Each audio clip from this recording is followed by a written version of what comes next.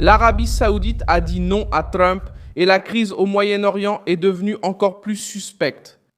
La Chine pourrait être intervenue en coulisses pour pousser Riyad contre Washington. Aujourd'hui, le 7 mai 2026, le projet Liberté, créé par les États-Unis pour escorter des navires dans le détroit d'Ormuz, est resté bloqué, après que le royaume saoudien aurait refusé l'utilisation de la base aérienne Prince Sultan et de l'espace aérien saoudien pour soutenir l'opération.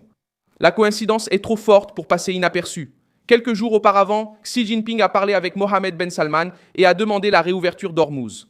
Hier, le ministre iranien des Affaires étrangères Abbas Araghchi était à Pékin. La succession des faits place la Chine au centre du retournement de situation et laisse Washington face à une possible trahison diplomatique. Le pire moment de la crise. Je vais tout te raconter, mais maintenant tu vas vouloir t'abonner à la chaîne pour rester bien informé. Des informations en temps réel, avec une qualité journalistique inégalée selon le standard de crédibilité de Milson Alves. L'opération américaine avait un objectif direct. Rouvrir la route par laquelle passe une partie décisive du pétrole mondial et réduire la pression iranienne sur les cargos, les pétroliers et les compagnies d'assurance maritime. Trump voulait montrer que les États-Unis contrôlent toujours la sécurité du Golfe, mais la réponse saoudienne a mis un frein inattendu au plan. Selon NBC, cité par différents médias internationaux, Riyad se serait irrité parce que l'annonce du projet Liberté a pris les alliés du Golfe par surprise. Sans coordination suffisante avec ceux qui seraient les premiers touchés par une riposte iranienne. L'Arabie saoudite ne voulait pas se réveiller avec une guerre à sa porte après avoir appris par la presse que son territoire pourrait servir de plateforme à une opération américaine. Et c'est là que la Chine entre en scène. Comme un acteur silencieux mais puissant.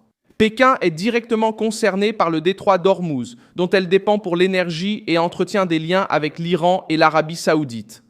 Lorsque Xi discute avec Mohammed Ben Salman du maintien du détroit ouvert, puis reçoit le ministre iranien des Affaires étrangères sur la fin de la guerre et la réouverture du passage, le message est clair. La Chine veut contrôler la diplomatie du pétrole avant que Trump ne prenne le contrôle de l'opération. Pour Pékin, une mission navale américaine sans entrave dans le Golfe renforce Washington, met la pression sur l'Iran et rend la Chine dépendante des décisions américaines. Le royaume saoudien sait que Washington reste essentiel à sa défense, mais il sait aussi que Pékin achète de l'énergie, investit, dialogue avec Téhéran et n'exige pas la même obéissance politique. Le point le plus grave, c'est que ce refus est survenu au moment où Trump avait besoin de montrer ça. Selon Reuters, la négociation discutée entre Washington et Téhéran implique une formule limitée avec la fin formelle de la guerre. Une solution pour le transit à Ormuz et l'ouverture d'une fenêtre de 30 jours pour des discussions plus larges. Autrement dit, Trump exerçait une pression en mer pour avoir un avantage à la table des négociations. L'Arabie saoudite a précisément bloqué la partie qui donnait un poids militaire à la négociation. L'Iran a rapidement perçu cette faille. Téhéran sait que si le plus grand allié arabe des États-Unis dans le Golfe limite l'accès militaire américain, l'image de force de Washington en pâtit. Les autorités iraniennes rejetaient déjà publiquement des conditions jugées trop dures et tentaient de montrer qu'elles n'étaient pas acculées. L'Associated Press a rapporté que l'Iran examinait la proposition américaine sous la pression de Trump qui menaçait d'intensifier les bombardements si Téhéran n'acceptait pas un accord. Il menaçait. Les États-Unis veulent un moratoire de 20 ans sur l'enrichissement de l'uranium et la remise de tout le matériel enrichi. Des garanties publiques que l'Iran ne cherchera pas à obtenir l'arme nucléaire, le démantèlement de Fordow, Natanz et Ispahan, ainsi que l'interdiction de toute activité nucléaire souterraine. Et des inspections à la demande, avec des sanctions en cas de violation. Pour Donald Trump, ce serait une victoire de fermeté.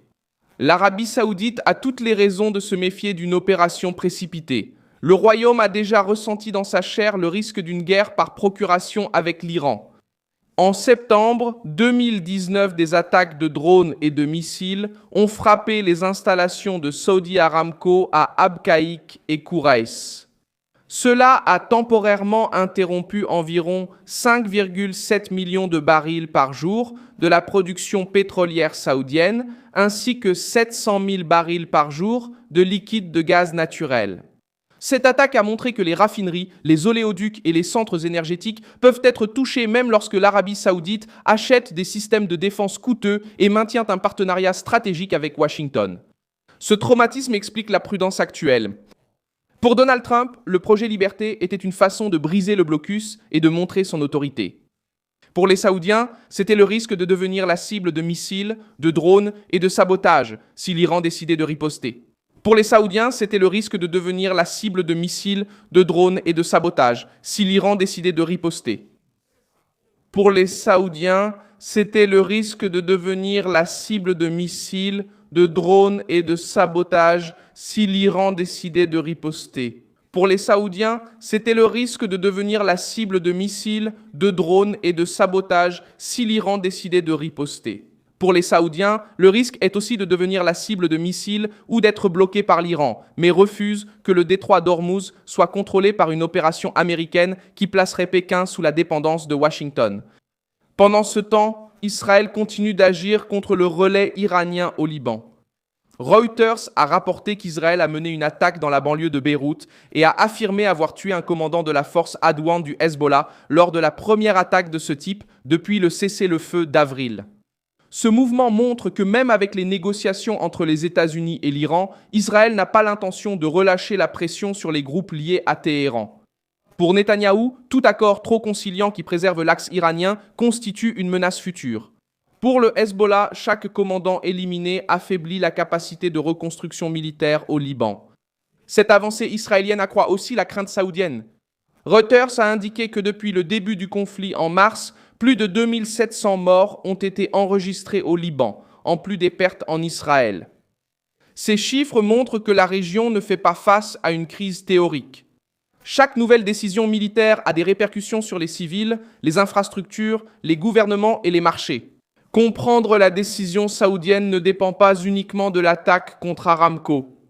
Il réside aussi dans le changement profond de la politique du Golfe après des années de dépendance envers les États-Unis. Pendant des décennies, Riyad a accepté la logique selon laquelle le pétrole saoudien et la protection américaine allaient de pair.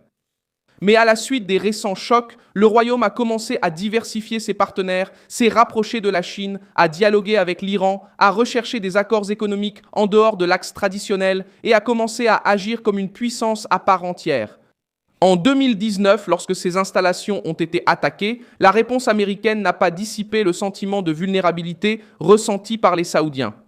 En 2026, face à une opération annoncée par Donald Trump en pleine guerre avec l'Iran, Mohammed Ben Salman n'a pas voulu répéter le rôle d'allié qui assume les risques pendant qu'un autre gouvernement contrôle le récit. Il existe des exemples dans d'autres nations qui renforcent cette interprétation. En 2003, la Turquie, bien qu'alliée de l'OTAN, a refusé au Parlement d'autoriser les troupes américaines à utiliser son territoire lors de l'invasion de l'Irak. La décision a contrarié les plans militaires de Washington et a montré que les alliances ne signifient pas un chèque en blanc lorsque le coût interne est élevé. Dans le Golfe, la logique est similaire. L'Arabie saoudite peut être partenaire des États-Unis, mais elle ne veut pas placer son territoire au centre d'une guerre contre l'Iran sans coordination, protection et avantages clairs.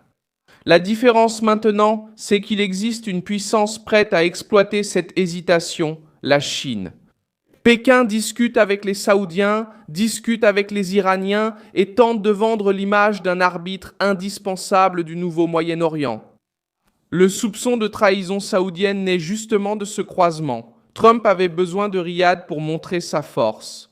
Xi a parlé avec Mohammed Ben Salman avant le tournant.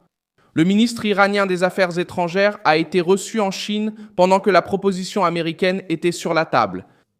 Et à un moment décisif, l'Arabie saoudite a refusé l'utilisation de son espace aérien. Cela pourrait être le résultat d'une pression silencieuse exercée par la Chine pour empêcher les États-Unis de transformer le détroit d'Ormuz en théâtre de domination militaire. Je suis Milson Alves, spécialiste des relations internationales, et mon objectif est de vous tenir bien informés chaque jour avec des informations véridiques. Les liens des actualités se trouvent dans la description de la vidéo. Laissez un like sur cette vidéo, abonnez-vous à la chaîne et à la fin, jetez un œil aux commentaires pour vous impliquer encore davantage dans la communauté Milson Alves.